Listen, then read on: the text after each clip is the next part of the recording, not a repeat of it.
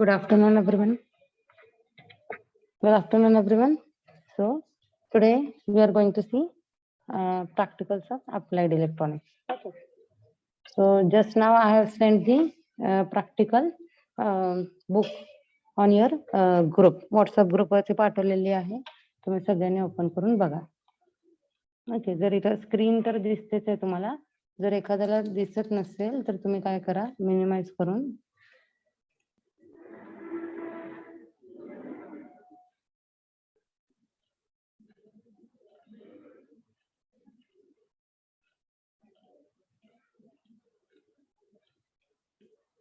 okay. So first practical is build/test the performance of single stage low power common emitter amplifier. Okay. So that matches to CO1, that is आपल्या पहिल्या chapter मध्ये आहे, use transistor as a low power amplifier.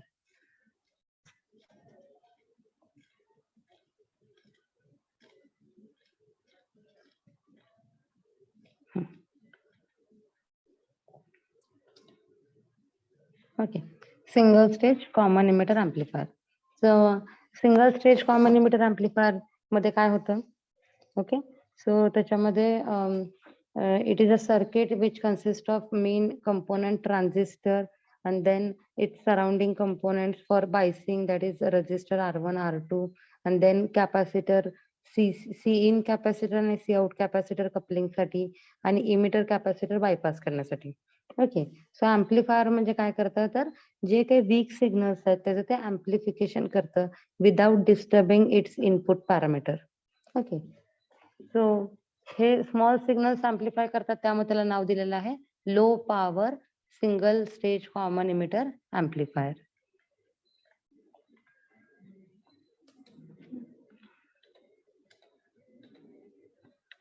So बघा, हे experiment केल्यानंतर ना आपल्याला काय काय कॅल्क्युलेट करणार आहे, म्हणजे ऍम्प्लिफायरचे जर आपल्याला गेन मेजर करायचे असतील तर 3 मेन गेन्स आहेत, voltage gain, then current gain and power gain. So either any one gain or all 3 gains can be measured after performing this transistor as an amplifier. Okay. So this is the circuit diagram.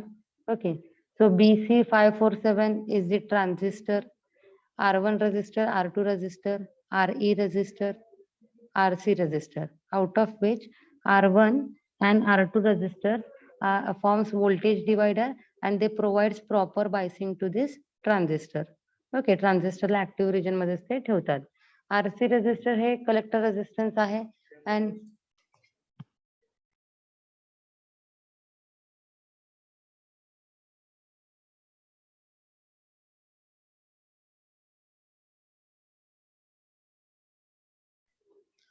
okay, so this is the RC resistor, that is collector resistance.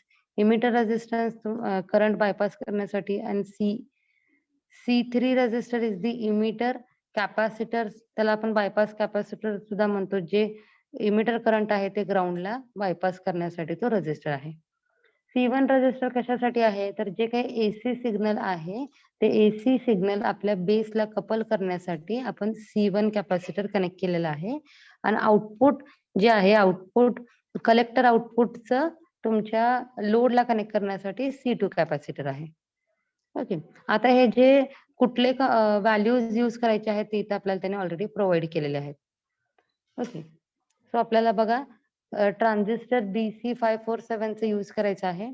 Then R1 resistor 33 kilo ओहमचे use करायचं आहे.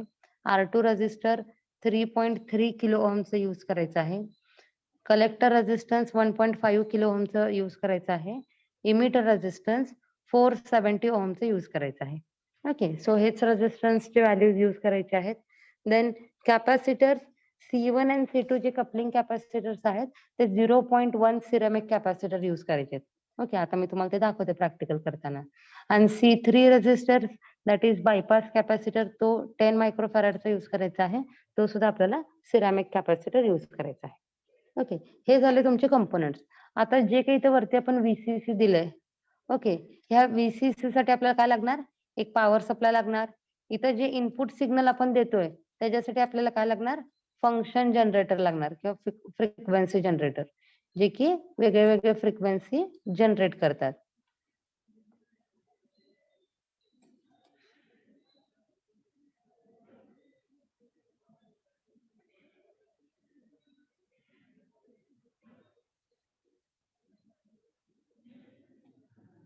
Okay. आणि हे काय एम्प्लिफाईड AC output आहे, हे बघण्यासाठी आपण काय कनेक्ट करणार आहोत, तर we R connecting CRO.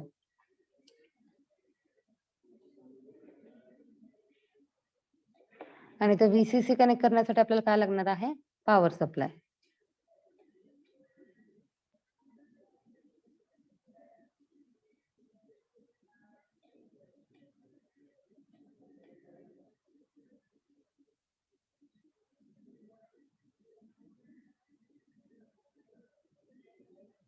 Okay. So हे जे काही कंपोनंट्स आहेत ते सोडून आपल्याला डिव्हाइसेस काय काय लागणार आहेत. So first is power supply, second is function generator and third is CRO. Okay. आणि आपल्याला कंपोनंट्स काय काय लागतात, एक ट्रान्झिस्टर, 4 रेझिस्टर्स आणि 3 कॅपॅसिटर. सो ट्रान्झिस्टर BC547चं सिरॅमिक कॅपॅसिटर्स लागणार आहेत 3 आणि 4 रेझिस्टर्स. ओके. आता हे ऍक्च्युअल कनेक्शन आपण ब्रेडबोर्ड वरती करायचं आहे. ब्रेडबोर्ड वरती कनेक्ट केल्यानंतर ना इथं जे काही 2 रेझिस्टर शॉर्ट झालेले आहेत त्याच्यामधून आपण पॉवर सप्लायचं पॉझिटिव्ह कनेक्ट करणार आहेत. पॉवर सप्लायचं नेगेटिव्ह कुठं कनेक्ट करणार आहे, तर इथं ग्राउंडला. ओके. नेक्स्ट फंक्शन जनरेटरचं जे काही पॉझिटिव्ह आहे ते कुणाला कनेक्ट करायचं आहे, कॅपॅसिटरच्या एका टर्मिनलला कनेक्ट करायचं आहे. सो फंक्शन जनरेटरचं पॉझिटिव्ह आपण कुणाला कनेक्ट करणार आहे, कॅपॅसिटरच्या एका टर्मिनलला. आणि फंक्शन जनरेटरचं negative again we are going to connect at ground. म्हणजे सगळ्या सर्किटचं ग्राउंड आणि डिव्हाइसेसचं ग्राउंड आपण कॉमन करतोय. ओके. सीआरओचं पॉझिटिव्ह टर्मिनल हे आपण आउटपुट कॅपॅसिटरच्या सेकंड टर्मिनलला कनेक्ट करणार आहोत. आणि सीआरओचं negative again we are going to connect to ground. Okay. हे झालं तुमचं कनेक्शन. आता आपल्याला 1 सेकंड. ओके. हे झालं कनेक्शन. आता प्रॅक्टिकल रन कसं करायचं, काय रिडिंग्स घ्यायचे, तर आपल्याला काय करायचं आहे, इकडची फ्रिक्वेन्सी व्हॅरी करायची. 1 kilohertz, 2 kilohertz, 3 kilohertz. Okay, and you have to observe the waveform on CRO as well as you have to write down the output voltage for specific frequency.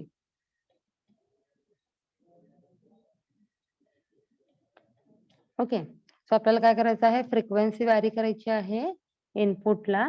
आणि ट्रान्झिस्टरचं एम्प्लिफाईड आउटपुट जे आपण सीआरओ वर बघणार आहे त्याचं output voltage आपल्याला mention करायचं आहे.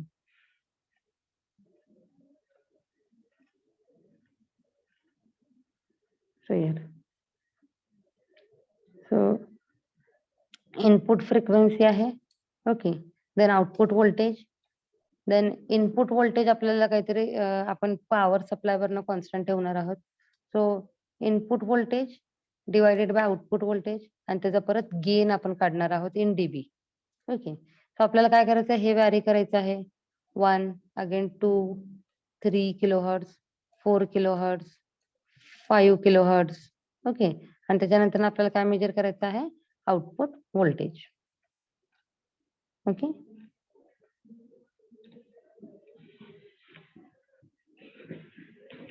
So I will go in lab and I will show you the connection.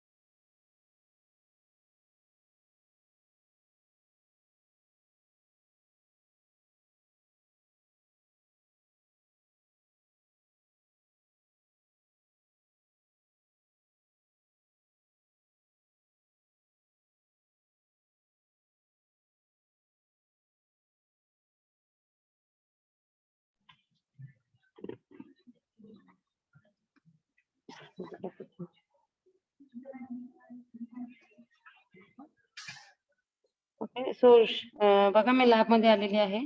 So तुम्ही शीतल शिर्के या नावावरती क्लिक करा. सो तुम्हाला दिसेल. Okay. So this is transistor. पुढे दिसते. So this is transistor. Okay.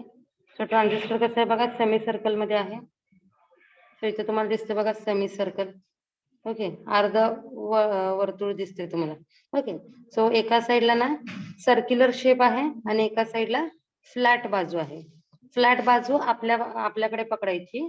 So 3 terminals आहेत त्याला. सो लेफ्ट साइडचं जे आहे that is emitter, centre is base and right साइडचं आहे कलेक्टर. वाटलं तर तुमच्या नोटबुक मध्ये लिहून घ्या. फ्लॅट बाजू आपल्याकडे करायची. ओके. त्याच्यानंतर ना फ्लॅट बाजू आपल्याकडे केल्यानंतर ना लेफ्ट साइडचं आहे ते टर्मिनल असणार आहे इमिटर, मधलं टर्मिनल असणार आहे तुमचं. तर इथं दाखवते तुम्हाला दिसेल. मधलं टर्मिनल असणार आहे तुमचं बेस आणि राईट हँड साइडचं जे असणार आहे ते काय असणार आहे तुमचं कलेक्टर. ओके. आता हे ब्रेडबोर्ड आहे. ओके. सो मध्ये 2 लाईन्स आहेत आणि साईडला 2 लाईन्स आहेत. मधले जे 2 लाईन्स आहेत ते व्हर्टिकली शॉर्ट आहेत. व्हर्टिकली शॉर्ट आहेत म्हणजे एका रांगेमध्ये जर तुम्ही नंबर ऑफ पिन्स लावला तर ते एकमेकांना कनेक्ट होणार. ओके. म्हणून हे व्हर्टिकली शॉर्ट आहेत, उभे. आणि इकडचे जे आहेत ते आडवे शॉर्ट आहेत. ओके. हॉरिझॉन्टली शॉर्ट आहेत. शॉर्ट आहेत म्हणजे काय, कनेक्शन होतं 2 पॉइंट मध्ये.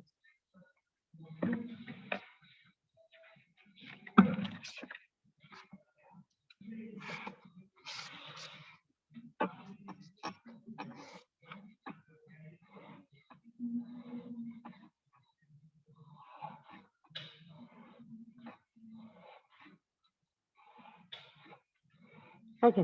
आता इथे हे असे डॉट डॉट डॉट डॉट आहेत सगळे.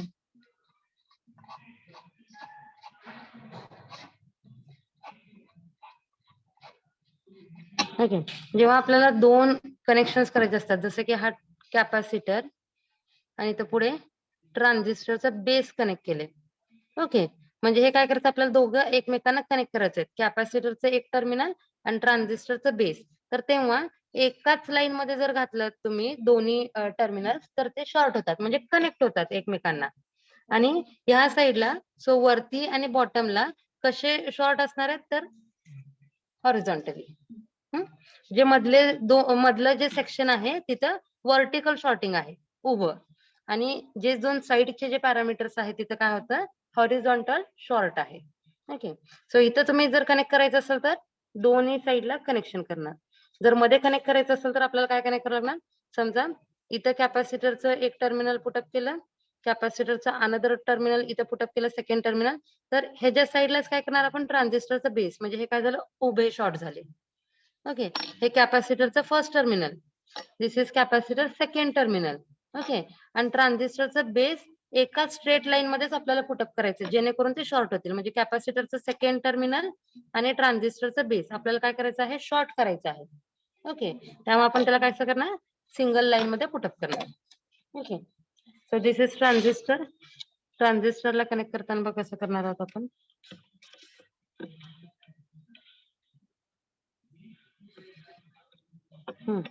आता बघा, हे झालं तुमचं इमिटर. हे झालं तुमचं इमिटर. ओके. इकडचं झालं बेस आणि या साईडला जे आहे ते आहे कलेक्टर. ओके. आता तुम्ही म्हणाल मॅडम हे दोन्ही एका लाईन मध्ये कनेक्ट केले तर हे शॉर्ट आहेत का, तर इथं हॉरिझॉन्टल शॉर्ट नाहीये, इथं व्हर्टिकल शॉर्ट आहे. जसं आता आपण बघितलं मध्ये जे आहे ते व्हर्टिकल शॉर्ट आहे. मग हे दोन्ही एका रांगेत जरी आले तरी ते शॉर्ट होत नाहीत. इथं शॉर्टिंग कसं होतं, उभं होतं. ओके. त्यामुळं एका रांगेत जर तुम्ही इकडे वेगळे वेगळे जरी टर्मिनल्स तुम्ही पुटअप केले तरी ते शॉर्ट होत नाही. ओके. हा झाला तुमचा ट्रान्झिस्टर. Next R1 resistor. आता आपली डायग्राम कशी आहे बघा.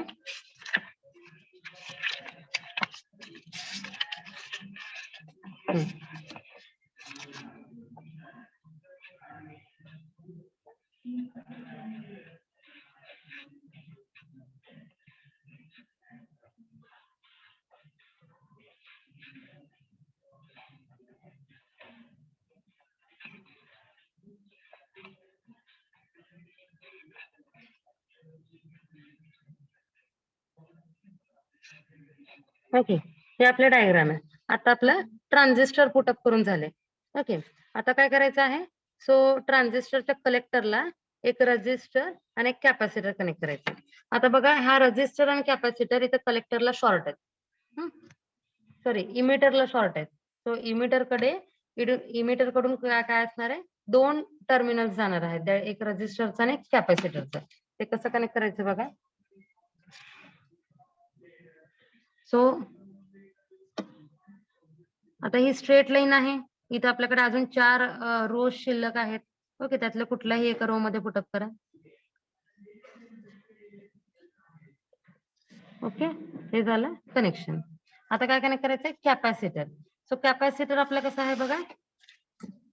कॅपॅसिटरचं एक टर्मिनल इथं जे काही शॉर्ट आहे तिथं, आणि सेकंड टर्मिनल इमिटर सोबत कनेक्ट केलंय. ओके, जे की आपलं ग्राउंड असणार आहे खाली. ओके, सो बघा, एक टर्मिनल मी आता ट्रान्झिस्टरच्या लाईन मध्ये कनेक्ट करते. ओके, गेलं. आणि सेकंड टर्मिनल तुमच्या रजिस्टर सोबत. आता वर जात नाही, या साईडला कनेक्ट.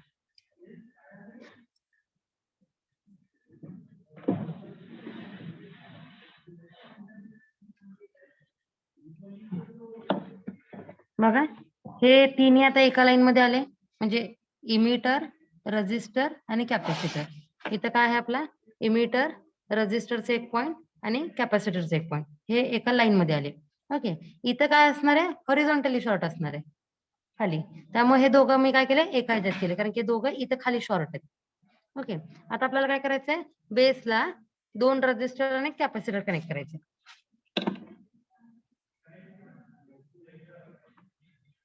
सो बघा, आता मी थोडं शिफ्ट करते. या लाईन मध्ये आहे, या रो मध्ये. सो त्याच्या पुढच्या ह्याच्यात मी काय करते? R1 रजिस्टर पुटअप करते.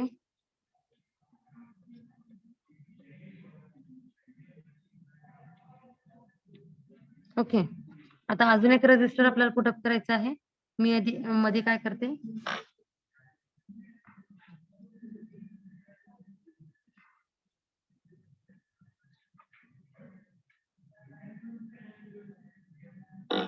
आणि कॅपॅसिटर दोन्ही रजिस्टरच्या मध्ये पुटअप करते मी.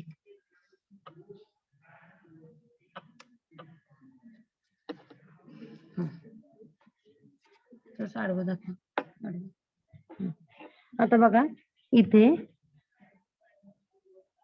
4 लीड्स तुम्हाला दिसत आहेत. पहिली लीड आहे ह्या रजिस्टरची, सेकंड लीड आहे ह्या कॅपॅसिटरची, थर्ड लीड आहे ह्या वरच्या रजिस्टरची, आणि फोर्थ लीड आहे ट्रान्झिस्टरच्या बेसची. म्हणजे हे सगळे एका लाईन मध्ये कनेक्ट झाले. कोण कोण कनेक्ट झाला? ट्रान्झिस्टरचा बेस, रजिस्टरचे एक एक terminal. So first, second, third आणि फोर्थ, म्हणजे 4 लीड्स एकीकडे शॉर्ट झाले. आणि ते कुठे शॉर्ट झाले? या लाईन मध्ये. इथं हा ट्रान्झिस्टरचा base, then resistor, then capacitor, आणि again second resistor. Okay, next आता आपल्याला काय कनेक्ट करायचं आहे? हे आरसी रजिस्टर कनेक्ट करायचं आहे. आणि ऍज वेल तुम्हाला काय कनेक्ट करायचं आहे? CC capacitor. सो कलेक्टर मधनं 2 कलेक्टरच्या टर्मिनल मध्ये 2 लीड्स आपण पुटअप करणार आहोत.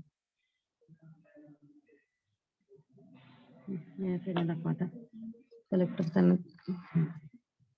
सो बघा, कलेक्टरचं लीड ह्या लाईन मध्ये, ह्या रो मध्ये आहे. ओके, सो मी त्याच्याच पुढे काय कनेक्ट करते? रजिस्टर कनेक्ट करते. आणि रजिस्टर मी काय करते? वर शॉर्ट करते. R1 रजिस्टर सोबत मी शॉर्ट करते, का ते सांगते तुम्हाला. ओके, नेक्स्ट आहे capacitor, C out capacitor. So C out capacitor कुठे कनेक्ट करते? एकाच लाईन मध्ये. सो वरती बघा, कलेक्टर टर्मिनल, त्याच्यानंतर रजिस्टर आरसी, आणि त्याच्यानंतर कॅपॅसिटरचं एक टर्मिनल. सो एका लाईन मध्ये काय झाले? 3 शॉर्ट झाले. ओके, आता आपल्याला काय करते? हे 2 हे 2 रजिस्टर वरती शॉर्ट आहेत, ह्याच्यावरती आपल्याला व्हीसीसी कनेक्ट करायचे. त्यामुळे काय केलं? हे दोन्ही रजिस्टरचे एक एक टर्मिनल एका लाईन मध्ये पुटअप केलं, जेणेकरून ते शॉर्ट झाले आणि तिथं आपण पॉवर सप्लाय कनेक्ट करायचे. ओके, इनपुट कुठं देणार आपण? या कॅपॅसिटरच्या अक्रॉस, कॅपॅसिटरच्या सेकंड टर्मिनलच्या अक्रॉस आपण इनपुट देणार आहोत. आउटपुट आपण बघणार आहोत ह्या कॅपॅसिटरच्या अक्रॉस, आणि इथं वर आपण काय कनेक्ट करणार आहे? व्हीसीसी.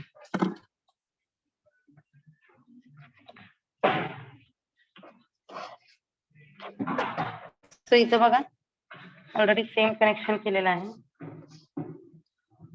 ओके, सो बघा, so this is the middle transistor, RC resistor, R1 resistor, जे येलो कलर आहे that is R2 resistor, green कलरचा आहे that is emitter resistance. Okay, this is emitter capacitor, this is C out capacitor, this is C in capacitor. Okay, so C in कॅपॅसिटरच्या across आपण काय केलेलं आहे, तर we have connected नाही राहू दे. ही रेड कलरची वायर आहे बघा. We have connected our function generator. Okay, C आउटच्या जागी आपण काय कनेक्ट केलेलं आहे, इथं कनेक्शन केलेलं आहे बघा. This goes to the power supply second चॅनलला. ओके, आणि जे काही व्हीसीसी आहे ते आपण कुणाला दिलेलं आहे, त्या रजिस्टरच्या अक्रॉस. सो दोन्ही रजिस्टर शॉर्ट करून इथं आपण पॉवर सप्लाय दिलेला आहे. कनेक्शन केल्यानंतरच मग स्विच ऑन करायचे आहेत. ओके, आता इथं पॉवर सप्लाय आधी सेट करून घ्या. 5 व्होल्ट केलेला आहे. Okay, then frequency 1 kilohertz. Okay, हे फंक्शन जनरेटर आहे. इथं आपण फ्रिक्वेन्सी व्हॅरी करू शकतो. ओके, सो इथं तुम्ही बघू शकता फ्रिक्वेन्सी व्हॅरी झाली. ओके, आणि परत फ्रिक्वेन्सी नॉब आहे. ओके, सो फ्रिक्वेन्सी व्हॅरी करायची. सो आपण ठेवूया 1 kilohertz.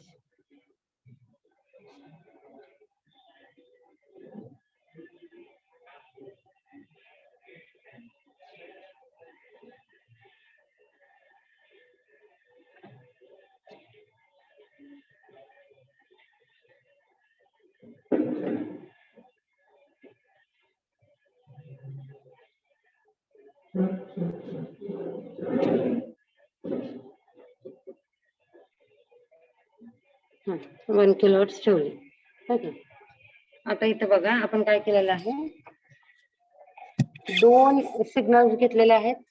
So blue colour line और blue colour waveform is the input signal which is to be amplified, आणि जे येलो कलर आहे that is your output signal. Okay, so here you can see when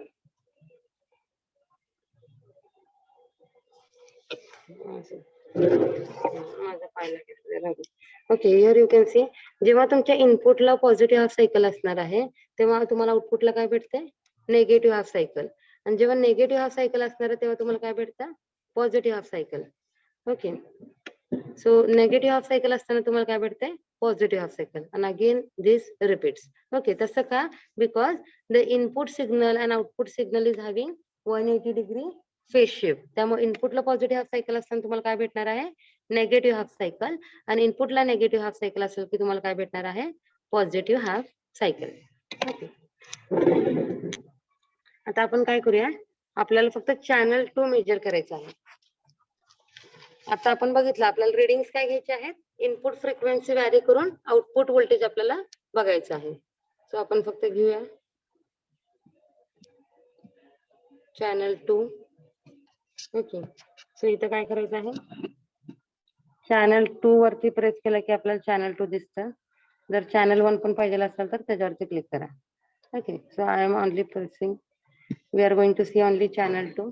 आता channel 2 चा आपल्याला output voltage major करायचं आहे. So काय करणार, मेजरचं बटन आहे measure, then here you can see the amplitude.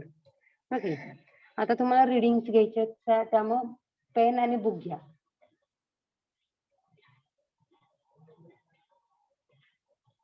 तुमच्या नोटबुक मध्ये रिडिंग्स लिहून घ्या, आणि नंतर ना जेव्हा तुम्ही प्रॅक्टिकल बुक मध्ये लिहाल तेव्हा तुम्ही मग काय करा, ऑब्झर्वेशन टेबल ड्रॉ करा.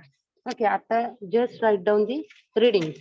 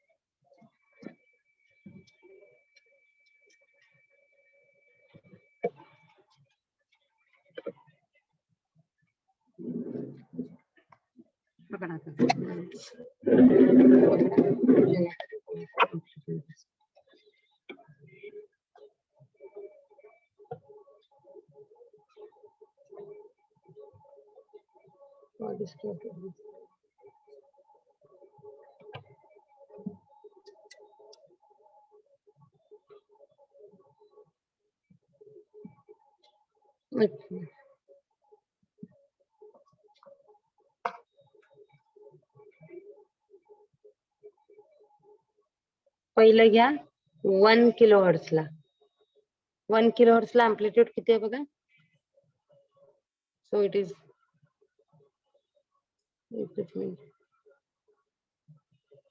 4.99 लिहा.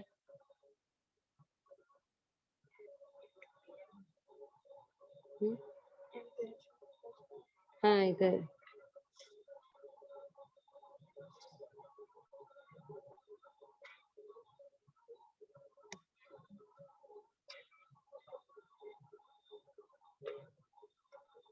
next write down for frequency 1.50. Wait a second, I will.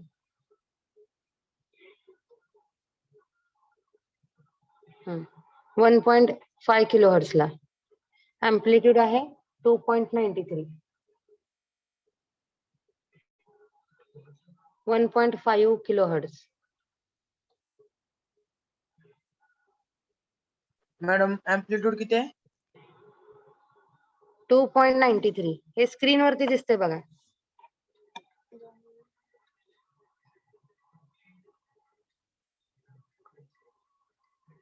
ते मगाशी सांगितलं. आता फ्रिक्वेन्सी वाढवा 2 kilohertz. So 2 kilohertz फ्रिक्वेन्सीला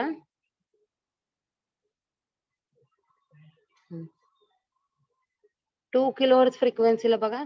again the output is 2.93.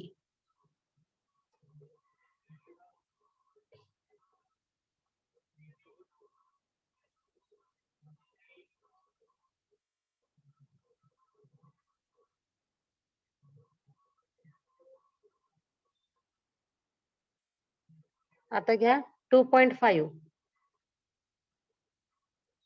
Next write down 2.5.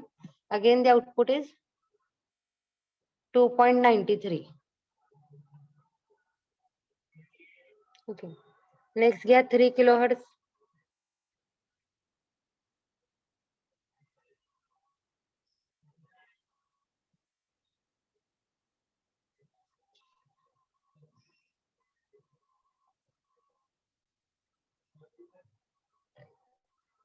Two kilo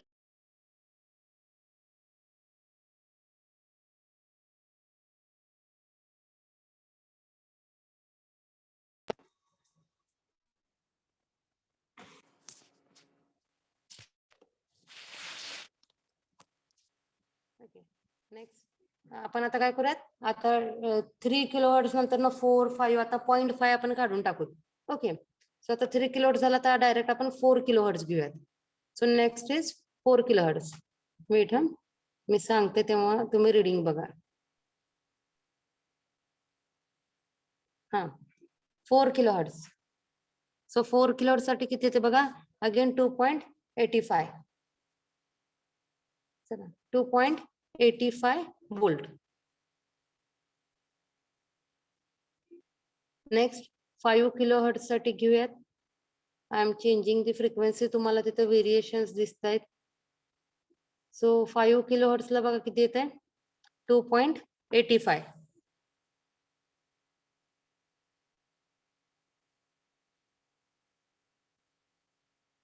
6 kilohertz ला output is 2.40.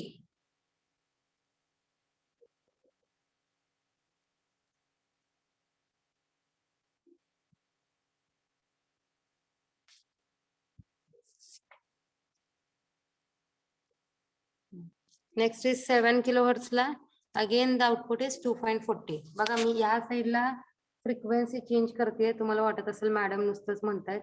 So I am changing your frequency. Here you can see 7 kilohertz and 7 kilohertz ला output काय येतं तर 2.40. Okay. Again I am changing the frequency. So I will make 8.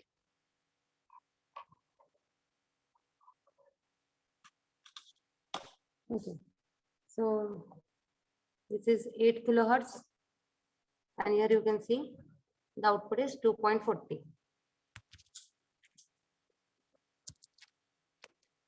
Okay, next करूयात 9.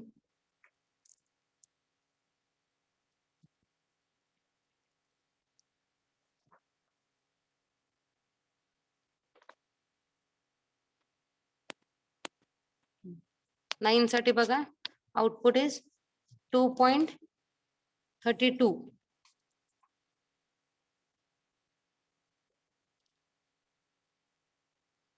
10 ला बघा 10 ला output is 2.24.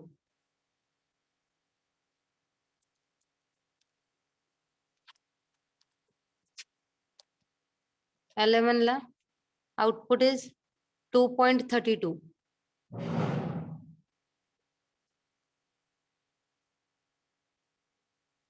12 kilohertz ला output is 2.32.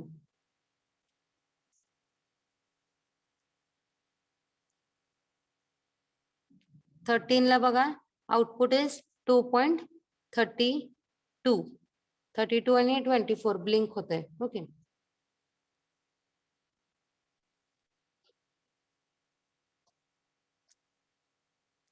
Next 14 kilohertz ला 2.24.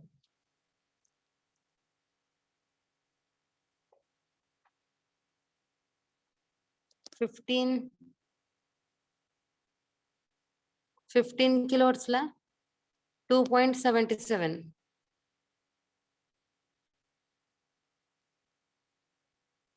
16 kilohertz ला 2.24. 17 kilohertz ला 2.32. त्यामध्ये व्हॅरी होत आहे. 2.24 पण आहे, 2.69 आहे, 2.77 पण दिसतोय. ओके थांबा, 17 होतं ना, 17 फ्रिक्वेन्सी होती ना आता.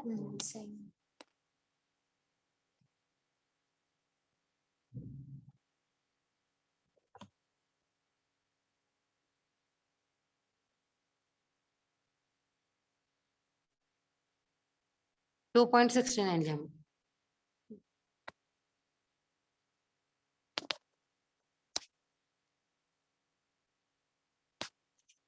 18 ला बघा, सो 18 ला अगेन 2.69.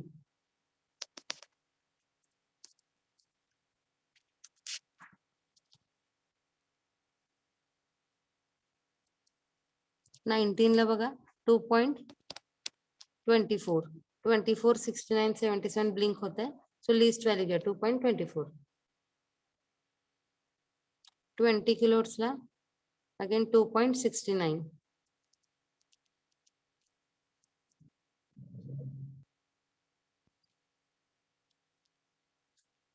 21 kilohertz ला 2.69.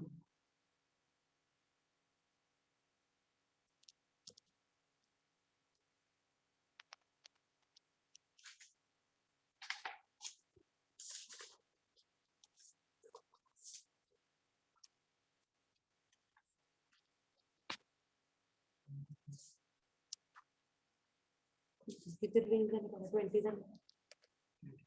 चालतं, आपल्याला 20 रिडिंग्स पर्यंत घ्यायचं होतं. सो असं फ्रिक्वेन्सी व्हॅरी करून आपण काय करतो, अँप्लिट्यूड मेजर करतो. So here you can see the change.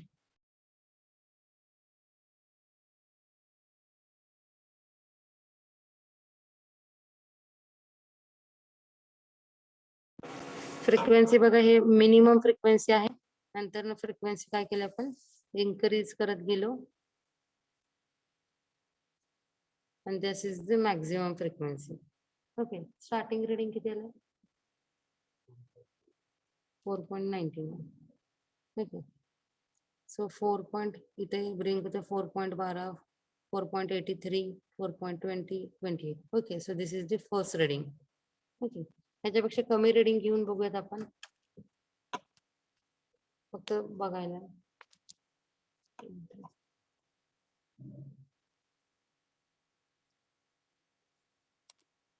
So here you can see the change. Okay. Okay.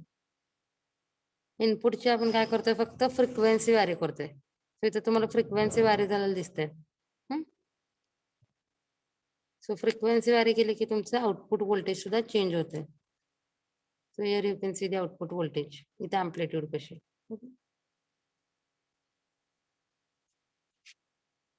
आता तुम्हाला काय करायचं आहे,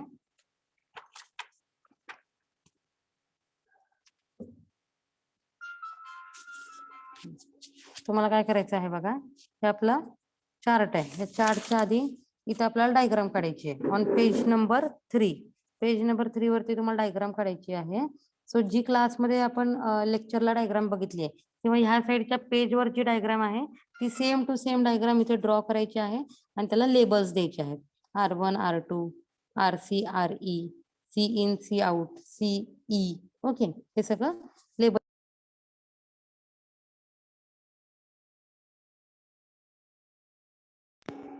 त्याच्यानंतर ना इथं रिसोर्सेस युज्ड लिहायचे आहेत, ऍक्च्युअल प्रोसिजर फॉलोड आणि प्रिकॉशन फॉलोड.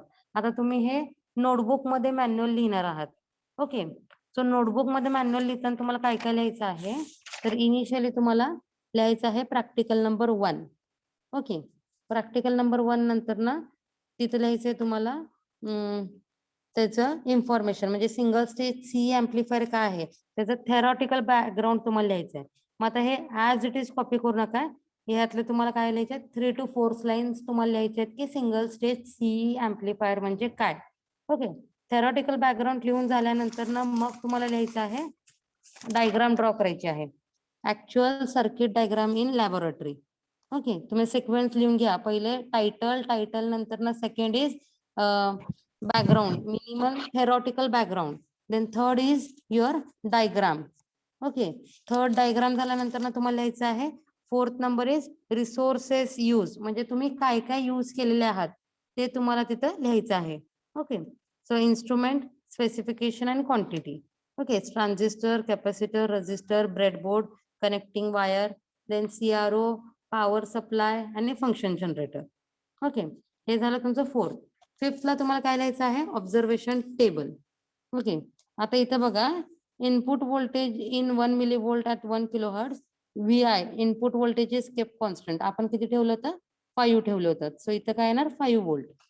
ओके, आणि इथं काय येणार तुमचं, आता जे आपण रिडिंग घेतले, इनपुट फ्रिक्वेन्सी आणि आउटपुट व्होल्टेज, हे 2 कॉलम्सचे रिडिंग आता आपण घेतलेले आहेत. पुढचे जे 2 कॉलम्स आहेत ते तुम्हाला कॅल्क्युलेट करायचे आहेत. So voltage gain A is equal to V out divided by V in.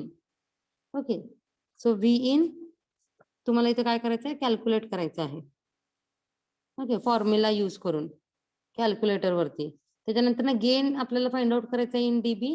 DB कसं फाइंड आउट करणार, 20 to the log of output divided by input, म्हणजे 20 to the log of A असं calculate केलं तरी चालते. इथली जी व्हॅल्यू आहे त्याला काय करायचं, 20 लॉग करायचं, तुम्हाला इथली व्हॅल्यू भेटून जाईल. ओके, ऑब्झर्वेशन टेबल नंतर ना next part is calculation. You have to calculate voltage gain, that is V output divided by V in. त्याच्यानंतर gain in dB and then 3 dB bandwidth. Okay, high frequency minus low frequency. So इथं जे आपण observation घेतलेलं आहे त्या observation मध्ये highest frequency आणि lowest frequency बघा, जिथं तुमचं 70% आउटपुट येते, that is nothing but your 3 dB bandwidth. Okay, calculation नंतर तुम्हाला लिहायचं आहे रिझल्ट. ओके, रिझल्ट मध्ये 2 पॉइंट्स आहेत, बँडविड्थ आणि मॅक्झिमम गेन. ओके, त्याच्यानंतर लिहायचं आहे कंक्लुजन. कंक्लुजन मध्ये लिहायचं, thus by performing this experiment we have learn that output is 180 degree phase shifted and amplified of your input signal. Okay, त्याच्यानंतर तुम्हाला लिहायचे आहेत क्वेश्चन आन्सर्स. ओके, सो इथं 3 क्वेश्चन्स दिलेले आहेत. Identify type of biasing used in circuit. Second, suggest the changes required in circuit if PNP transistor is used. Third, suggest equivalent transistor using datasheet. Okay, आता हे तिन्ही answers तुम्ही search करा आणि त्याचे आन्सर्स लिहा. नाहीतर खाली काय करा, 2 क्वेश्चन्स ऍड करा. Write the working of CE amplifier and write the application of amplifier. हे 2 क्वेश्चन्स तुम्ही ऍड करा. त्याच्यानंतर क्वेश्चन आन्सर्स लिहून झाल्यानंतर ग्राफ ड्रॉ करायचा आहे.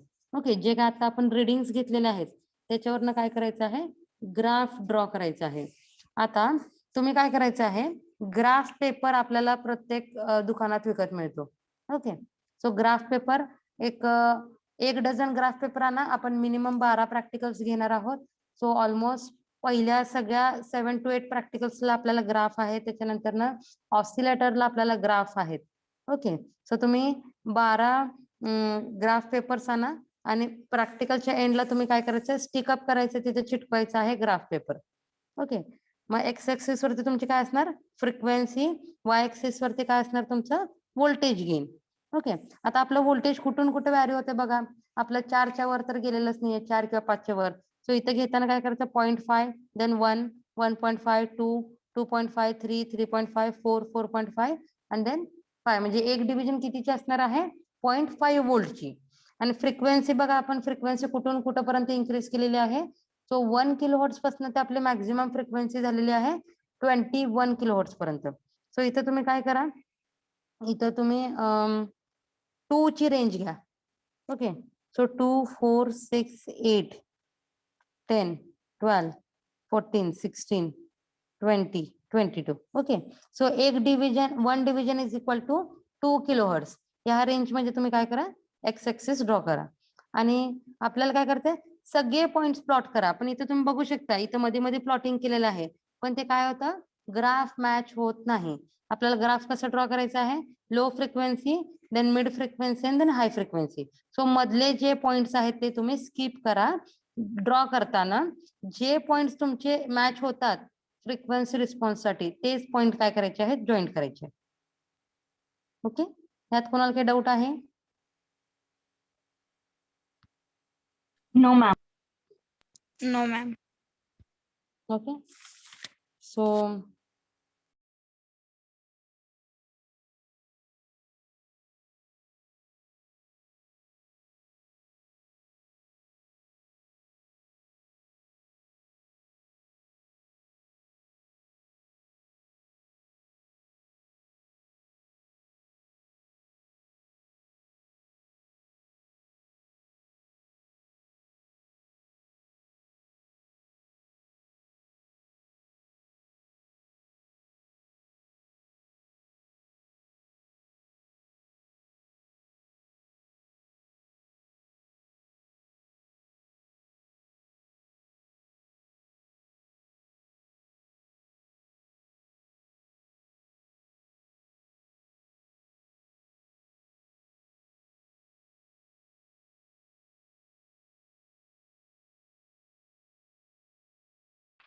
okay, wait, I will take attendance.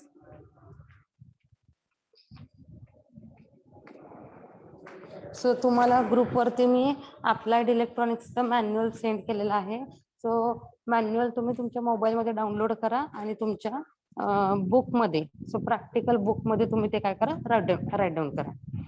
काय काय लिहायचं सिक्वेन्स मी आता सांगितलेलं आहे. First is the title, then second is minimum theoretical background. So तिथे तुम्ही 4 to 5 लाईन्स मध्ये काय प्रॅक्टिकल आहे, त्याचं काय थेअरी आहे ते तिथे लिहायचं आहे. त्याच्यानंतर मग आपल्याला काय लिहायचं आहे, तर रिसोर्सेस यूज, आपण काय काय रिसोर्सेस वापरलेले आहेत, म्हणजे आपल्याला काय कंपोनेंट्स लागणार आहेत. त्याच्यानंतर मग आपल्याला काय करायचं, ऑब्झर्वेशन टेबल नंतर मग कॅल्क्युलेशन नंतर रिझल्ट नंतर कंक्लुजन, देन क्वेश्चन आन्सर आणि लास्टला ग्राफ.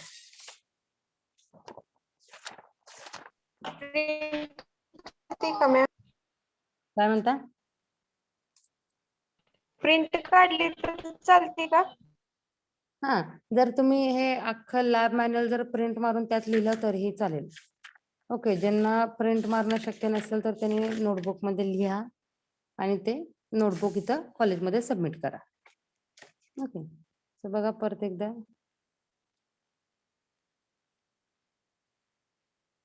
हे लिहायचं आहे टायटल ऑफ एक्सपेरिमेंट. ओके, त्याच्यानंतर हे लिहायचं आहे, पण हे लिहिताना तुम्हाला काय करायचं आहे, फक्त 3 to 4 लाईन्स लिहायचे आहेत. ओके, नेक्स्ट तुम्हाला काय लिहायचं आहे, तर तुम्हाला सर्किट डायग्राम ड्रॉ करायचा आहे. सो ही सेम सर्किट डायग्राम आपण बिल्ड केली आता ब्रेडबोर्ड वरती, त्यामुळे तुम्ही ही सेम सर्किट डायग्राम इथं ड्रॉ करायची आहे.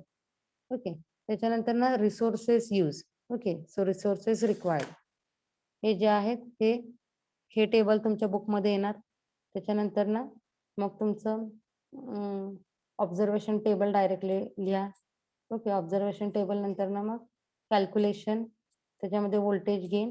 तो कुठलंही एक इनपुट आणि आउटपुट व्होल्टेज घ्या. फॉर एक्झाम्पल जर तुम्ही 9th नंबरचं लाईन घेतला असेल तर तेच काय करायचं आहे, तेच व्होल्टेज आणि तेच इनपुट घ्यायचं आहे. Okay, so output divided by input, त्याच्यानंतर ते डीबी मध्ये कॅल्क्युलेट करा आणि देन बँडविड्थ फाइंड आउट करा. कोणाला काय अडचण लागली तर मी तुम्हाला नेक्स्ट प्रॅक्टिकलला हे हेल्प आउट करते, पण at least you try for this time. Okay, जे काही इथं बँडविड्थ येते तेच बँडविड्थ इथे लिहायचं आहे. ओके, देन मॅक्झिमम गेन, या टेबल मधलं कुठल्या आउटपुट सगळ्यात जास्त येते त्या आउटपुटचं गेन तुम्हाला तिथे लिहायचं आहे.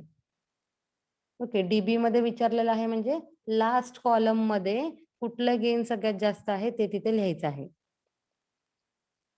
Next, write down conclusion and then this question answers. Question answers नंतर काय येणार तुमचं ऍक्च्युअल ग्राफ येणार.